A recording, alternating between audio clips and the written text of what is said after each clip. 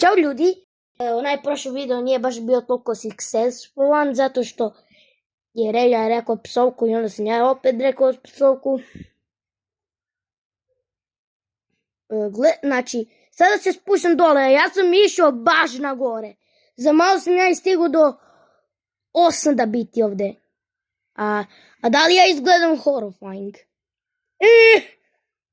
Ja se samo mrdam. I hvala Bogu ja padam.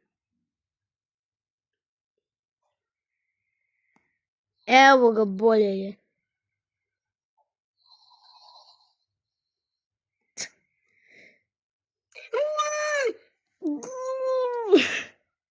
Inače, ja nisam sa njima ali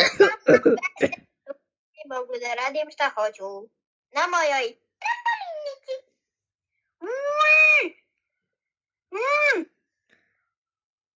Ajde već jednom